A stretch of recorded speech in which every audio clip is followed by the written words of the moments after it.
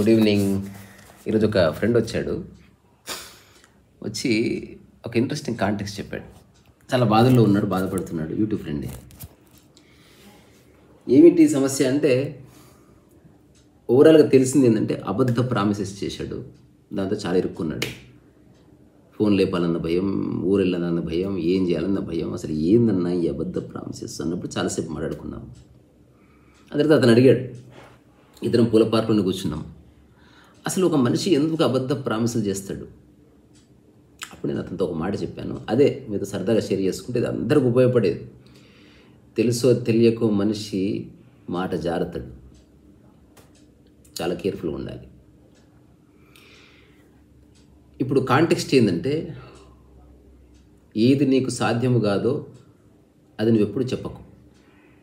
ఇంతే. ఏది నీకు సాధ్యం కాదో అది ఎప్పుడు ఒక హామీగా ఇవ్వకు. క్రాస్ చెక్ చేసుకొని చెప్పు. ఎవరైనా ఏదైనా అడగొచ్చు, నేను కాదన్న, అది వాళ్ళ తప్పు కాదు. కానీ అది నీకు సాధ్యమో అవునో కాదో క్రాస్ చెక్ చేసుకుని ఎట్లా చెప్తావు? దానివల్ల ఎంత సమస్య వస్తుంది, దానివల్ల కుటుంబాలు సఫర్ అవుతాయి, దానివల్ల నువ్వు సఫర్ అవుతావు, నీ డే టు డే అంత ఇబ్బంది అవుతుంది.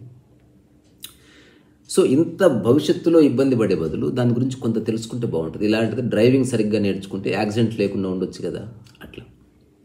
సో ఈరోజు అసలు మనిషి ఎందుకు అబద్ధపు హామీలు ఇస్తాడు, దాని గురించి ఊరికే మాట్లాడుకుందాం. Universally this happens. సో మొట్టమొదట ఒక మనిషి అబద్ధపు హామీ ఇవ్వడానికి కారణం ఏంటంటే,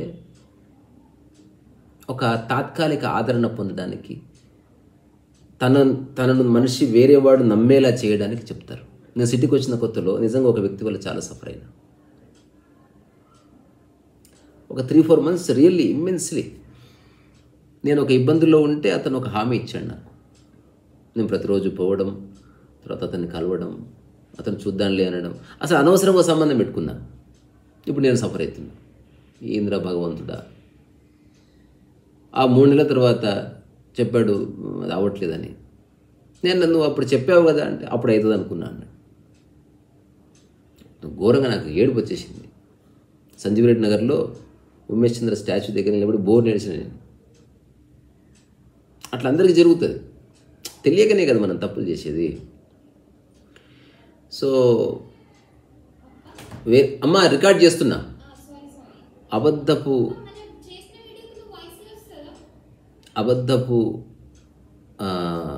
అంటే నమ్మకం క్రియేట్ చేయడం కోసము, లేకపోతే ఒక ఏమంటారు ఆదరణ పొందడానికి మోస్ట్ ఆఫ్ ద పీపుల్ హామీలు ఇస్తారు. చెప్పేస్తారు, నేను చేసేది అయిపోతుంది చేసేస్తాను. తర్వాత తెలుస్తుంది వాడు చేయలేడని. అంటే ఎప్పుడైనా సరే ఒక మాట ఇచ్చే కంటే ముందు మనం ఒక్క సెకండ్ కళ్ళు మూసుకొని, నీ శక్తి ఎంత, నీ శరీరం సహకరిస్తుందా, నీకేమన్నా ఆర్థిక పరిస్థితికి దానికి సరిపోతుందా, నీకేమైనా వేరే వ్యక్తుల సహాయం కావాలన్నా ఎంతవరకు అవుతుంది, ఎంతవరకు కాదు. కొన్నిసార్లు నేను చూసిన ఫాల్స్ ప్రామిసెస్ చేయడం వల్ల అప్పుల పాలైన వాళ్ళని చూశాను. మీరు చూసే ఉంటారు. అపారమైన అనుభవం ప్రతి ఒక్కరిది. నేనైతే ఆ తప్పు చేయను. నేను ఎప్పుడు I never make any falls promise. ఏది నాకు సాధ్యం అది చేస్తానని చెప్తాను తప్ప, నన్ను ఎంత ఊదరగొట్టినా నేను ఎట్టి పరిస్థితుల్లో ఎవ్వరికీ ఒక అబద్ధము ప్రామిస్ చేయను. మీరు కూడా చేయకండి, మీ కాళ్ళు మొక్కుతా. దానివల్ల చాలా ప్రాబ్లమ్స్ ఉన్నాయి. స్టూపిడ్ ఈగోని ఫుల్ఫిల్ చేసుకోవడం కోసం, ఒక 2-3 మధ్యన గుర్తింపు పొందడం కోసం ఎట్లా ఇప్పుడు పొలిటీషియన్స్ చేస్తారనుకో, అది వాళ్ళ డ్యూటీ. ఏదో విధంగా ఓటు రాబట్టుకోవాలి కాబట్టి ఏదో ప్రామిస్ చేసి వెళ్ళిపోతారు. హైదరాబాద్కి సముద్రం తీసుకొస్తారని సినిమాలు చెప్తారు కదా, అట్లా కాదు. ఆ తర్వాత రెండవది, ఫాల్స్ హామీ ఇవ్వడానికి కారణం ఏంటి అంటే, ఒక మనిషిని బతికించడం కోసం కొన్నిసార్లు అట్లా ఒక హామీ ఇవ్వాల్సి వస్తుంది. తెలుసు అందరికీ ఇది అబద్ధమని. ఎగ్జాంపుల్, ఎవరో మరణించబోతున్నారు, అందరికీ తెలుసు ఇతను మరణించబోతున్నాడు. అప్పుడు నిజం ఎట్లా చెప్తాం? అందుకని అతన్ని తాత్కాలికంగా బతికించడం కోసం, నిరాశపరచకుండా ఉండడం కోసం చెప్పడం, అది వేరే కాంటెక్స్ట్. అది అత్యంత అరుదుగా మనుషుల జీవితాల్లో వస్తుంది, అది వేరే సంగతి. మూడవది, స్వార్థం కోసం అబద్ధాలు చెప్పేవాళ్ళు ఉంటారు. ఇది వెరీ డేంజర్.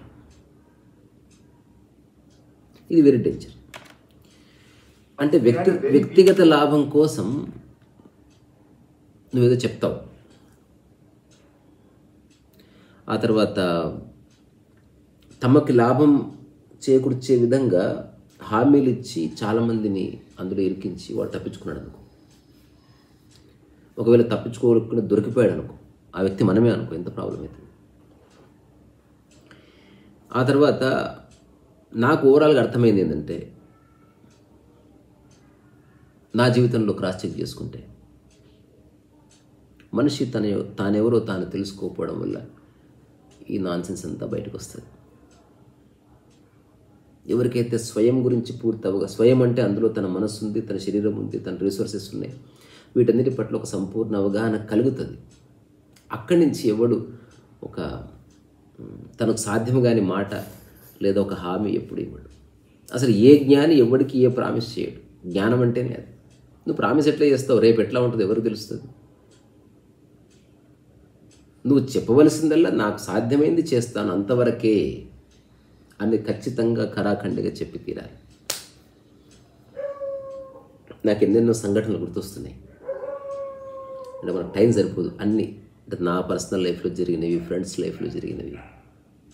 ఒక వ్యక్తి ఏదో చేస్తాడని ఎదురు చూసి భంగపాటు పడ్డవాళ్ళు, అట్లాగే నా కోసం ఎవరో ఏదో చేస్తారని చేయకుండా ఉన్నప్పుడు వాళ్ళ గురించి నా మనసులో ఎట్లాంటి ఆలోచనలు వచ్చాయి.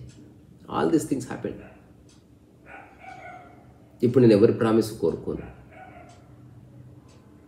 నేను ఎవరికి ఏ ప్రామిస్ చేయను, అబద్ధ ప్రామిస్ అసలే చేయను. ఏదైతే నా పరిధిలో ఉందో అది నాకు ఖచ్చితంగా తెలుస్తుంది, అది నేను చేస్తాను అంతవరకు. అది ఎదుటి వ్యక్తి మెచ్చుకుంటాడా మెచ్చుకోడా అది ఎంత మనకు సంబంధం లేదు. ఆ చక్కర్లో పడనే వద్దు.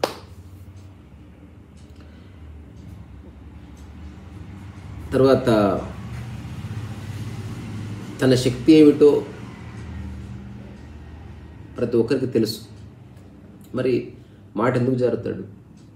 జస్ట్ గుర్తింపు పొందడానికి. మెయిన్ రీజన్ నాకు అనిపిస్తున్నది. సో వేరే వాళ్ళందరి సమక్షంలో తను గుర్తింపు పొందాలి. ఆ చిన్న రీజన్ వల్ల వాడు అది చేస్తాడు. నేను ఒక రూమ్లో ఉండేవాడిని. చిన్న సంఘటన చెప్పి ముగిస్తాను. ఇందులో చెప్పుకోవడానికి ఎక్కువ ఏం లేదు. బట్ ఒక్కటే, ఏదేమైనా మీ స్థాయికి మించిన హామీలు ఎవరికి ఇవ్వద్దు. ఫాల్స్ ప్రామిసెస్ చేయొద్దు. ఎవరనేది చెప్పగానే వెంటనే చేసేస్తామని చెప్పకండి. ఒక్క నిమిషం ఆలోచించుకొని పూర్వపరాలు ఆలోచించి మీరు చెప్పారు ఇంతవరకు చేయగలనండి అని చెప్పడంలో ఒక అర్థం ఉంది. అంతే. అలన్ మాస్క్ అనుకో, నీవు ఏదైనా చేస్తావు, అది వేరే సంగతి.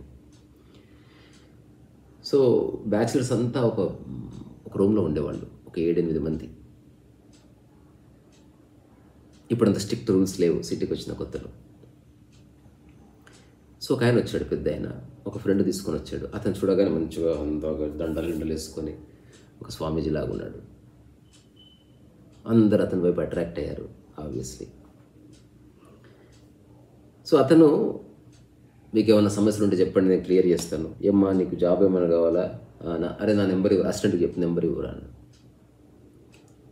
సో అందరు అసలు ఎంత ఎగిరి గంతులు వేశారంటే, వీళ్ళ దగ్గర తినడానికి తిండి లేవు, అందరూ డబ్బులు వేసుకొని స్వామీజీకి సమోసాలు, ఛాయలు, బిస్కెట్లు అన్నీ తెప్పించారు. నేను ఎప్పటి నుంచో ఆకలితో ఉన్నా, నాకు ఏమైనా కూడా పట్టించుకోలేదు. ఎందుకంటే నేను ఏ హామీ ఇస్తలేను. నేను ఒక కౌన్సిల్స్గా కొట్టంగానే కూర్చుకోరకనే పడతా. ఆయన చెప్తున్నాడు అద్భుతంగా, అది చేస్తాను, చేపిద్దాం ఏముంది, అరే ఎవరు రా మన ఎమ్మెల్యే మాట్లాడదాం, రేపు ఒక 4 days అయితే ఫోన్ చేయమ్మా అంటే ఒక పెద్ద మనిషిలాగా మాట్లాడుతున్నాడు.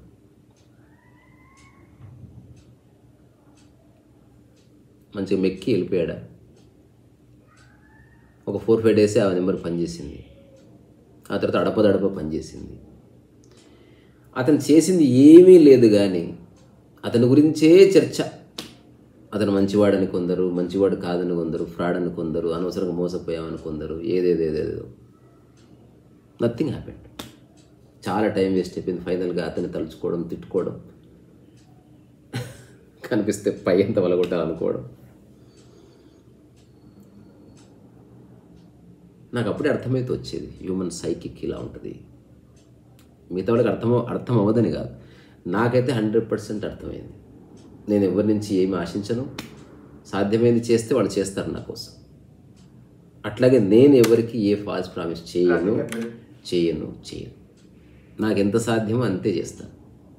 అంతెందుకు పార్క్లో మొక్కలు నాటుతుంటే ఎవరెవరో వచ్చి ఏమో చెప్తారు నాకు. వాళ్ళు ఒక్క మొక్క నాటరే, నాటుతున్నప్పుడు సలహాలు ఇస్తారు.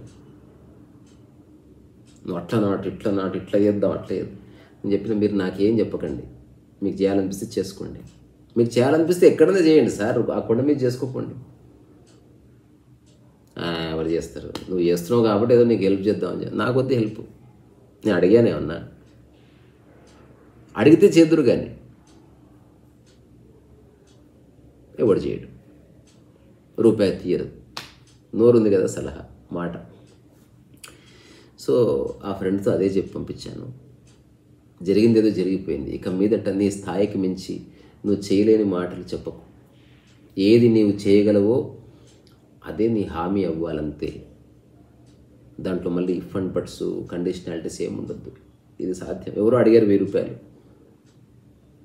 నాకు కుదరదు, 100 రూపాయలు ఇస్తాను, అది నేను చేయగలను, ఒకవేళ నువ్వు నాకు ఇవ్వకపోయినా నాకు బాధ ఉండదు అని చెప్పగలిగాలి. ఇవన్నీ కలిసే జీవితం ఆనందంగా జీవించడానికి ఒక దారి ఏర్పాటవుతుంది. ఒక్క చిన్న తప్పు చేసినా, ఒక మధ్యవర్తి ఉండి ఎవడో డబ్బులు ఎగ్గొడితే అది నీ మీద పడ్డా, లేకపోతే ఒక అబద్ధపు మాట ప్రామిస్ చేసి లేదా అప్పులు చేసి, రకరకాల కారణాల వల్ల జీవితం నరకమైపోతుంది. మనం తెలుసో తెలియక చేస్తాం. కొన్ని తెలుసుకుంటే మంచిదని. ఇది సలహా కాదు, సూచన మాత్రమే. అందరూ మేధావులే, అందరూ మహానుభావులే, సలహాలు ఇచ్చేంత సీన్ నాకు లేదు. But this is what is happening అని మాత్రం తెలుస్తున్నది. అందుకని చూడండి ఒకసారి, ఎప్పుడైనా ఎవరికైనా మీ స్థాయికి మించిన ప్రామిస్ చేశారా? చేసేద్దాం, చూసేద్దాం, ఉన్నాను, నేనున్నాను. సో రీసా రసో వైసా, మళ్ళీ కలుసుకుందాం.